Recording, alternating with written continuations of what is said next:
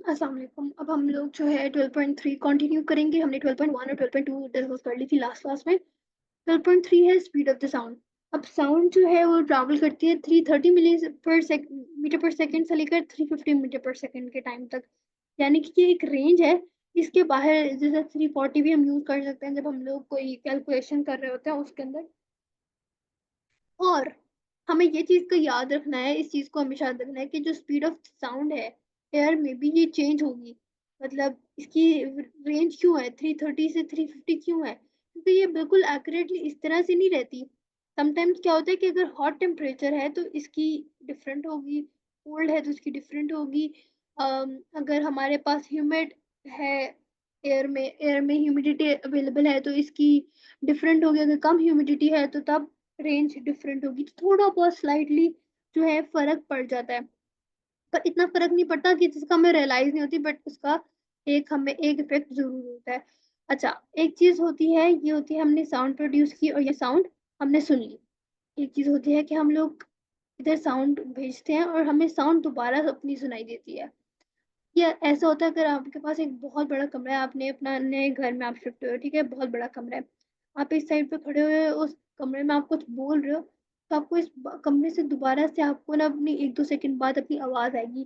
That is called एको। एको क्या होती है? रिफ्लेक्टेड साउंड वेव होती है, जो भी आपको दोबारा से आ रही होती है, ठीक है?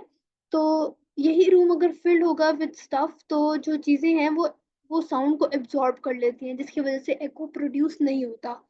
इसीलिए खाली कमरे में एको प्रोड्यूस होगा, क्योंकि एब्ज़ॉर्ब करने के लिए, साउंड को एब्ज़ॉर्ब करने के लिए ज़्यादा मटेरियल्स अवेलेबल नहीं है। एक बहुत बड़ा हॉल है, उसमें कुछ भी नहीं है। अब आप बोलोगे तो आपको अपनी आवाज़ रिफ्लेक्ट होकर सुनाई देगी।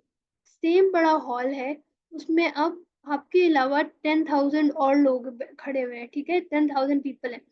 अगर अब आप बोलोगे तो हो सकता है आप उस साथ वाले को भी आवाज़ ना आ रही हो, क्योंकि सब लोग बातें कर रहे होंगे या मीडियम बहुत ज़्यादा है ना, एब्ज़ॉर्ब हो जाएगी आवाज़। तो ये चीज़ होती है। Moving on. अच्छा, अच्छा, अब हमारे पास क्या है कि यहाँ पे उन्होंने ना हमें एक एग्ज़ाम्पल दिया है कि वो जिस तरह से कैलकुलेट कर रहे हैं टाइम को और स्पीड ऑफ साउंड को एयर में कैलकुलेट कर रहे हैं। तो उन्होंने क्या किया कि उन्होंने एक फ्लैट वॉल में यहाँ 50 मीटर के दूर उन्होंने पहले खड़े हुए हैं, ठीक है? और इन ब्लॉक्स को आपस में ऐसे हिट किया है, जिसकी वज़ह से आवाज़ प्रोड्यूस हो रही है और वो अब एको को सुनना चाह रहे हैं। तो अब उन लोगों को उसने जो ये पर्सन है उसने कंटीन्यूअसली जो स्टॉपवॉच उसके हाथ में है ना, जिससे वो चेक कर रहा है, और उन्होंने डिस्टेंस यहाँ से इतना डिस्टेंस लिया तो टाइम यहाँ से रिकॉर्ड हो रहा है। तो फिर अब हम speed of sound in air किस लिए थ्रू करेंगे? डिस्टेंस ट्रैवल्ड वो टाइम टेकन, जितना टाइम उनको लगा था उसको डिवाइड कर देंगे with the distance which is 50 metres. तो ये उनको speed of sound in air मिल जाएगी, ठीक है? इसको करने का एक बेटर तरीका होता है, जो कि यहाँ पे उन्होंने हमें दिखाया हुआ है कि माइक्रोफ़ोन 1 और माइक्रोफ़ोन 2 के दरमियान में टाइमर लगा लिया है। अब इस माइक्रोफ़ोन में यहाँ पे से उन्होंने जो है ब्लॉक्स को हिट किया है, तो अब दूसरे माइक्रोफ़ोन में आवाज़ जाती है। यहाँ पे उन्होंने लेंथ भी फाइंड किया है। इससे क्या होगा कि इनको कोई इश्यू नहीं आएगा। यहाँ पे तो है इस बंदे ने टाइमर स्टॉपवॉच जो है वो प्ले करनी है या ऑफ करनी है। यहाँ पे तो टाइमर खुद ब खुद एडजस्ट हो रहा है, ठीक है? तो इसकी वज़ह से ये ज़्यादा एक्यूरेट रहेगा। चलो, अब हम लोग इसके जो हैं इसको speed of sound in different materials. देखो, सबसे ज़्यादा तो हमें इस चीज़ का तो हमें पता होना चाहिए कि एयर में सबसे लोएस्ट साउंड ट्रैवल होती है, वाटर में उससे ज़्यादा, और जो सॉलिड्स हैं उसमें सबसे ज़्यादा होती है।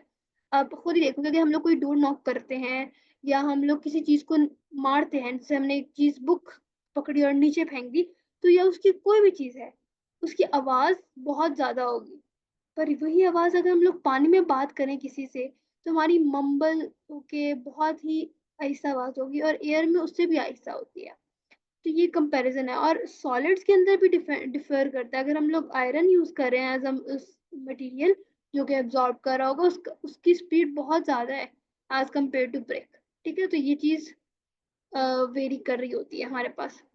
अब हमारे पास कुछ है, a spectator at a cricket match sees the batsman hit the ball, then 1.2 seconds later he hears the strike. How far away is the spectator? The speed of sound in air is 330 metre per second.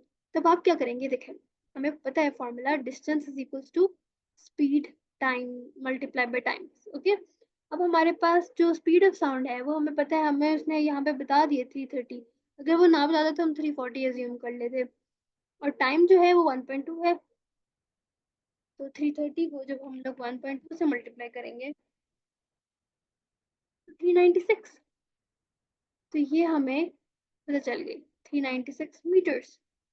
Okay, तो ये यहाँ पे हमारे पास answer आ गया, क्योंकि यहाँ पे था वो बंदा जो क्रिकेट मैच खेल रहा था। अब उसने यहाँ से आवाज़ सुनी और मतलब उसको आवाज़ आ गई तो कितना दूर है, तो ये हमें इससे पता चल गया। Okay, the next question 8, sound travels at 1500 meter per second in fresh water and 1530 meter per second in salt water। यानी कि फ्रेश वाटर में साउंड कम ट्रैवल कर रही है और सॉल्ट वाटर में वो ज्यादा कर रही है, आवाज ज्यादा ऊंची है। क्यों? क्यों डिफरेंस है इन स्पीड्स में? क्योंकि फ्रेश वाटर में सिर्फ वाटर है, सॉल्ट वाटर में हमारे पास सॉल्ट प्लस वाटर है। तो जाहिर सी बात है उसमें पार्टिकल्स ज्यादा हो गए हैं जिसकी वजह से वो डेंसर है। तो हमारे पास जो सॉल्ट वाटर है, क्योंकि वो ज़्यादा डेंस है, इसकी वजह से वो ज़्यादा आवाज़ जो है ज़्यादा ज़्यादा पार्टिकल्स जो है उसके अंदर ट्रैवल कर सकेंगे।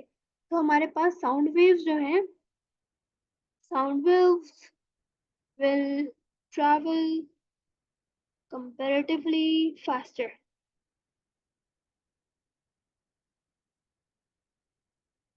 क्योंकि साउंड वेव्स थोड़ा सा तेज जा रही होंगी, क्योंकि अब हमारे पास सॉल्ट वाटर, सॉल्ट के पार्टिकल्स भी एग्जिस्ट करते हैं इन द फ्रेश वाटर, तो इस वजह से 1530 होगी तो वो थोड़ा सा स्लाइटली जो है वो ज़्यादा हो गया है, क्योंकि सॉल्ट वाटर ज़्यादा डेंस होता है। ठीक है, ये इसकी रीजनिंग हो जाएगी।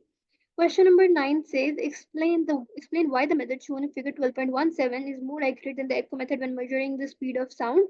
अच्छा, यानी वो कह रहे हैं कि ये वाला जो हमने देखा है ये क्यों ज़्यादा एक्यूरेट है देन दिस वन, ये वाला। तो इसका ऑब्वियसली जो हम लोगों ने अभी पहले भी डिस्कस किया, जब मैंने एक्सप्लेन किया उस टाइम मैंने यही बात की थी। दैट इज बिकॉज, मैं यहाँ लिख देती हूँ कि हमारे पास जो माइक्रोफोन्स हैं वो इमिजिएटली रिकॉर्ड करेंगे साउंड को, उनको पता होगी। और जो ह्यूमन है वो एरर बना सकता है, कोई उसका रिएक्शन टाइम होता है जब वो क्लिक करता है उस सब चीज़ों का। तो हम क्या इसका आंसर लिखेंगे, the microphone record the sound immediately or instantly, whereas a human using a stopwatch has a reaction delay, has a reaction time delay। ठीक है, तो इसका क्यों नहीं लिखा गया, reaction time delay which can cause error in the readings, which can cause error in the readings। तो ये आंसर हो जाएगा। सही है, तो यहाँ तक ये हो गया। अब 12.4 देखते हैं, seeing and hearing sounds. Seeing sounds, अब सीइंग साउंड्स के अंदर क्या है कि अब हमारे पास सीआर होता है, कैथोड रे ऑसिलोस्कोप। इससे क्या होता है कि हमारे पास एक, ये हमें एक ग्राफ दिखाता है जिसके ऊपर हमें नजर आता है कि हमारी साउंड वेव किस तरह से ट्रैवल हो रही है। और ये माइक्रोफोन है जिस पे हम लोगों ने मतलब रिकॉर्ड किया ऑडियो, और वो कनेक्ट होता है जिसकी वजह से हमें सीआरओ पे नजर आ रहा होता है कि क्या हम लोगों ने किया है। जो भी हमने बोला होता है हमारी साउंड वेव जो है वो ग्राफ के थ्रू रिप्रेजेंट हो रही होती है, तो हमें एक ट्रेस दिखाया जाता है उसके थ्रू। जैसे कि ये देखो, अगर एक सिग्नल जनरेटर है, उसकी उसके लिए जो साउंड वेव प्रोड्यूस हो रही है वो इस तरह से है, वायलिन की इस तरह से हो रही है, पियानो की एक पे पॉइंट आता है फिर लाइट आती है, तो इस तरह से पियानो की हमें आवाज आती हुई नजर आ रही है। ठीक है, इस तरह से ये होता है कुछ नोट्स की।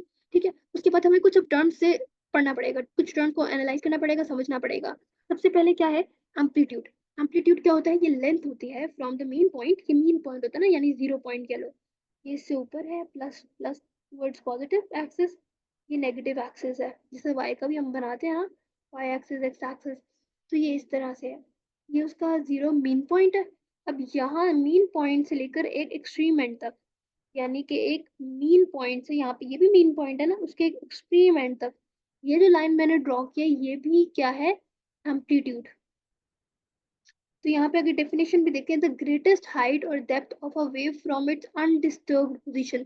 अनडिस्टर्ब्ड पोजीशन का क्या मतलब है, जीरो पोजीशन या मीन पोजीशन कुछ भी कहा जा सकता है, ये अनडिस्टर्ब्ड पोजीशन है ये वाली। जहाँ पे मैं जिस लाइन के ऊपर मैं होवर कर रही हूँ। तो ये क्या है, अनडिस्टर्ब पोजीशन, और ये ग्रेटेस्ट हाइट तक जब जाती है, इतना सा जो पार्ट है ये एम्पलीट्यूड कहलाता है। फ्रीक्वेंसी क्या होती है कि एक सेकंड के अंदर कितनी नंबर ऑफ वेव्स जो हैं वो मूव कर रही है। अगर मैं कहती हूँ एक वेव जो है 1 सेकंड में जा रही है, तो इसका मतलब है इसकी फ्रीक्वेंसी क्या है, इतनी, यानी एक वेव जितनी, ये इसकी फ्रीक्वेंसी। अगर मैं कहती हूँ 1 सेकंड में 2 वेव्स जाती हैं, तो फिर मैं इस तरह से ये शो कराऊंगी। ये एक कंप्लीट वेव है, यहाँ से शुरू होके, मतलब अनडिस्टर्ब पोजीशन से शुरू होके इधर से जाके इस अनडिस्टर्ब पोजीशन तक, ये एक वेव कहलाती है। या फिर हम वेव को कहीं और से भी ले सकते हैं। मैं बाकी सब कुछ इरेज करती हूँ। देखो, अगर मैं यहाँ से शुरू करती हूँ तो ये यहाँ से भी लेकर इसी सेम पॉइंट तक ये एक वेव कहलाएगी। यहाँ से लेकर यहाँ तक भी एक वेव कहलाएगी। फिर हम यहाँ से लेकर यहाँ तक भी एक वेव कहलाएगी। यहाँ से लेकर यहाँ तक भी एक वेव कहलाएगी। बात ये है, तो एम्पलीट्यूड देख लीजिए, ये इस अनडिस्टर्ब पोजीशन से लेकर टॉप पीक तक, अनडिस्टर्ब से लेकर पीक तक जो है वो हमारे पास एम्पलीट्यूड कहलाता है। फ्रीक्वेंसी क्या है कि number of complete vibrations of wave per unit time, यानी कितनी वेव्स जो हैं एक यूनिट टाइम के अंदर या 1 सेकंड के अंदर कितनी वेव्स जनरेट हो रही हैं। हर्ट्ज क्या होता है, अच्छा ये यूनिट है फ्रीक्वेंसी का। जब हम लोग फाइंड करते हैं ना कितनी वेव 1 सेकंड के अंदर है, तो उसको हम लोग 1 हर्ट्ज से लिखते हैं, 2 हर्ट्ज, 20 हर्ट्ज, जितनी भी वैल्यू आ रही होती है हम वो करते हैं। ओके, यहाँ पे उसने हमें एक एक्सप्लेनेशन भी दिया है कि एक बॉक्स जो है वो एक डिवीजन या एक बॉक्स 20 मिली सेकेंड का है, यानी कि एक बॉक्स इतना सा जो है वो 20 मिली सेकेंड का है। तो यानी कि एक बॉक्स 0.02 सेकेंड का हुआ या 20 मिली सेकेंड का हुआ, एक ही बात है। तो अब उसने कहा है कि अब क्या करना है हमने, क्या हमने दिखाना है कि नंबर ऑफ वेव्स 1 सेकेंड में कितनी हुई है। 1 सेकेंड में नंबर ऑफ वेव्स कितनी है, तो हम लोग 1/0.04 या फिर 1/40 करेंगे, क्योंकि एक वेव कितनी है, अगर देखो यहाँ से हम शुरू कर रहे हैं, यहाँ से लेकर यहाँ तक, जब तक कितने बॉक्सेस यूज हुए हैं, 1 और 2, ये 2 बॉक्सेस यूज हुए हैं। क्योंकि ये 2 बॉक्सेस यूज हुए हैं, तो एक बॉक्स हमने कहा था 20 का है, तो 2 बॉक्सेस कितने के हो गए, 40 मिली सेकेंड के। जब ये 40 मिली सेकेंड्स के हुए हैं, तो हम लोग इसको डिवाइड करेंगे।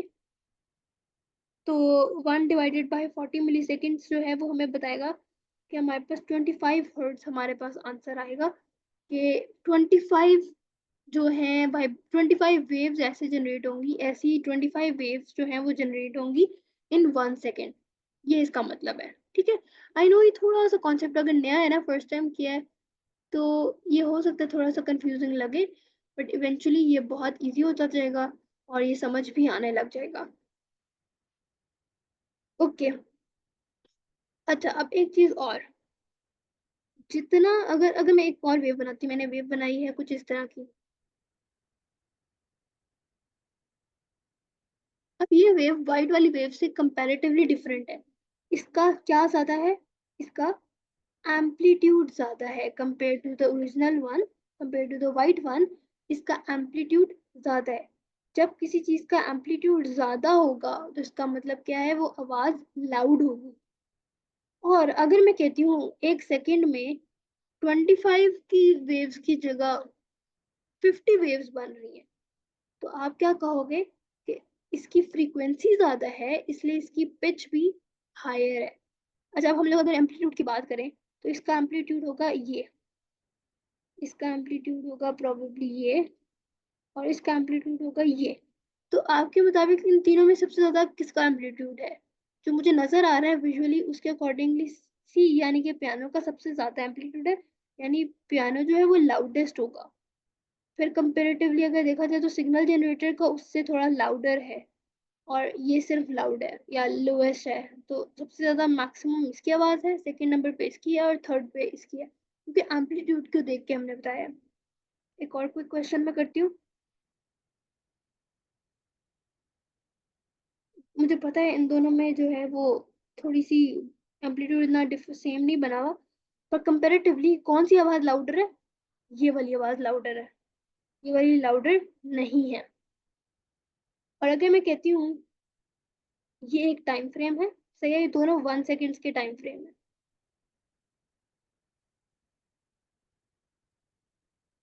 इसमें इस तरह की वेव्स हैं और इसमें ये वेव्स हैं। अब मुझे बताओ इन दोनों में से ज्यादा हाई पिच किसकी है? डेफिनेटली इसकी पिच ज्यादा है, क्योंकि ये 1 सेकंड के अंदर बहुत ज्यादा वेव जनरेट कर रहा है। ये 1 सेकंड के अंदर सिर्फ दो तीन वेव जनरेट कर रहा है, तो इसलिए इसकी हाई पिच है। ये इंपॉर्टेंट क्वेश्चन है। वो frequency high, frequency, pitch, amplitude, sound, ये बहुत इंपॉर्टेंट कॉन्सेप्ट है, क्योंकि इसके बहुत क्वेश्चंस आते हैं। तो इसको इस तरह से याद किया जा सकता है, loud with amplitude, Los Angeles. तो इस तरह से लाउड एम्पलीट्यूड, और फिर जो दूसरा है वो एफ पी या पी एफ, कुछ भी इस तरह से याद किया जा सकता है। ओके, अब हेयरिंग साउंड्स का पार्ट आता है। हम ह्यूमंस जो हैं, जो हेल्दी ह्यूमंस हैं, वो 20 हर्ट्ज से लेकर 20K हर्ट्ज तक ऑडियो जो है वो हम लोग सुन सकते हैं। इससे ज़्यादा जो है हम लोग नहीं सुन सकते। But this is for a young ear. As we grow older, जितने टाइम हम बड़े होते हैं, हम लोग बहुत ज़्यादा लाउड म्यूजिक सुनते हैं। तो उससे क्या होता है कि हमारी कैपेसिटी जो होती है मैक्सिमम आवाज़ सुनने की, वो आहिस्ता आहिस्ता कम हो जाती है और हमें ईयर एड की ज़रूरत पड़ जाती है। ठीक है, और अगर जो जो ऑडियोज या साउंड्स जो इससे ज़्यादा ग्रेटर हो जाएंगी, उनको हम क्या कहेंगे? Ultrasound. As in like there super sound, ultrasound which are not be able to heard by a human year.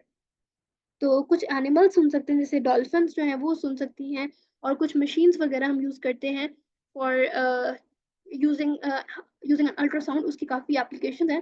जैसे हमारे पास यहाँ पे एक सोनार है। इससे क्या है कि अब इससे पता चलेगा कि हमारी डेप्थ ऑफ वाटर कितना है। यहाँ से हमने अल्ट्रासाउंड वेव भेजी, तो जैसे ही किसी चीज़ को वो टक्कर लगाएंगी, तो हमें पता चल जाएगा कि इसके बाद कोई इशू है, कि इसके बाद यहाँ तक पानी है, इसके बाद पानी नहीं है। तो जितना वो रिफ्लेक्ट बैक करेगा, उसकी एको और उन सब चीज़ों के बारे में हम चेक करके बता सकते हैं कि पानी की डेप्थ कितनी है। ठीक है, using sonar to measure depth, what effect might the fish have? Fish probably, क्योंकि अल्ट्रासाउंड जो है कुछ रेज अच्छी नहीं भी होती, तो कुछ फिशेस अफेक्ट भी हो सकती हैं। पर एक पल्स हमने बोट के थ्रू भेजी, जो सी बेड यानी कि इस पॉइंट तक पहुंची, और फिर उसने वापस गई। तो जी जितना टाइम लगा, हम हमारे पास वो आ गया। ठीक है, टाइम हमारे पास, हमने मेजर कर लिया, और इससे हम क्या है, स्पीड ऑफ साउंड कैलकुलेट कर सकते हैं। ठीक है, टाइम को मेजर किया और स्पीड को अब हम लोग कैलकुलेट कर सकते हैं। ये एक एप्लीकेशन है। उसके अलावा अगर हम देखें, हम मटेरियल को टेस्ट भी कर सकते हैं। लेट्स सी, देखो यहाँ पे उसने क्या किया है, अल्ट्रासाउंड ट्रांसड्यूसर है। यहाँ से हमारे पास इतना सा स्कोप था इसका। यहाँ पे हमने रिफ्लेक्टेड रे भेजी, और फिर यहाँ से वापस आई। तो जब हम लोगों ने हेल्दी एक मशीन को चेक किया, कोई भी मशीन हो सकती है, कोई भी फैक्ट्री मशीन हो सकती है जिसको हम खोला नहीं जा सकता बार बार, तो उसका देखा, तो उसका एक ट्रेस आया, फिर दूसरा ट्रेस आया। ये हेल्दी मशीन या न्यूली मशीन थी, तो ये ऐसा था। कुछ अर्से बाद हमें कोई इशू आया अपनी शिप में या अपनी बोट में। बहुत बड़ी एक मेटल शिप है या कुछ है, जिसको हम लोग खोल के बार बार चेक नहीं कर सकते, वो तो खराब हो जाएगी। तो उसके लिए हम लोग अल्ट्रासाउंड वेव्स की यूज करते हैं। तो अब हमने दोबारा से ट्रेस किया। अब हमने ट्रेस किया, तो हमारे पास अननोन सी ये वेव आ रही है, जो वेव पहले ऑलरेडी एग्जिस्ट नहीं करती थी, और यहाँ पे एक बड़ी वेव आनी चाहिए थी, वो भी एग्जिस्ट नहीं करी। जिसकी वजह से हम कह सकते हैं कि इसमें कोई क्रैक है, या इस पोर्शन को चेक करना चाहिए। देखो ये इतनी बड़ी बोट है, और भी इसमें बहुत सामान है। तो हमें पता चला सिर्फ इतने से पोर्शन में इशू है, और इतने से पोर्शन की वजह से हम लोग पूरी शिप को खोलें? That's that's senseless. तो यहाँ पे अल्ट्रासाउंड का जो है हमारा, ये हमें हेल्प कर रहा होता है। और हम मेडिसिन में भी इसको यूज़ कर सकते हैं। अगर यू कैन सी के, अगर हम लोगों ने चेक करना हो तो हम यहाँ से भी कर सकते हैं। So let's do some questions. State the range of sound of a young person can typically hear. That's 20 hertz to 20,000 hertz. जो कि हमने डिस्कस भी किया है, 20 hertz to 20,000 hertz. Okay. Describe what happened to this range as a person gets older. What else can have effect on this? So what happens is कि उनकी range जो है, मैं लिख देती हूँ यहाँ पे, their range gets smaller as they get old. Or yeah, or we can say, or exposure to very loud sounds can also reduce hearing range over time. Okay? ये हम लोग आंसर इसका लिख सकते हैं। All right, moving on to question number 12. It says the figure shows the traces produced on an oscilloscope by three different sounds. Which sound is quietest? Explain your answer. यानी कि loudest नहीं, quietest. Quietest का मतलब क्या हुआ? जिसके अंदर हमने कहा था loud होगा तो amplitude को देखेंगे, तो loud का opposite ही होता है amplitude, और loud का opposite ही होता है quiet. तो हमने कहा जितना loud होगा उतना ही ज्यादा amplitude भी होना चाहिए। तो जितना क्वाइट होगा, मतलब जितना ज्यादा क्वाइट होगा उतना कम एम्पलीट्यूड होगा। तो हमने सबसे कम एम्पलीट्यूड वाला देखना है। इन सब में सबसे कम का एम्पलीट्यूड, इसका एम्पलीट्यूड देखें तो ये टू बॉक्सेस ले रहा है, इसका एम्पलीट्यूड भी टू बॉक्सेस ले रहा है, इसका एम्पलीट्यूड वन बॉक्स ले रहा है। तो which sound is the quietest? Sound one. Which two sound have the same pitch? Same pitch का मतलब है कि उनकी फ्रीक्वेंसी सेम होनी चाहिए। अगर हम देखें, अगर हम लोग एज्यूम करते हैं कि यहाँ पे जितनी भी फ्रीक्वेंसीज हमें नजर आ रही हैं ये सारी 1 सेकेंड के अंदर अंदर है, तो हम देख सकते हैं कि ये कितने बॉक्सेस ले रही है? 2, 4, 6, 2, 4, 6, 2, 4, 6, तीनों जो है 6 बॉक्सेस ले रही हैं। पर वेव्स कितनी है इसमें? हमारे पास 1 वेव, फिर 2 वेव, फिर 3 वेव एंड 3.5। यहाँ पे 3.5 वेव है। इतने कितनी वेव्स है? 1 wave, two, almost almost complete नहीं हुई, तो 1.5 वेव कर देते हैं इसको। इसको चेक करते हैं, 1.5 वेव।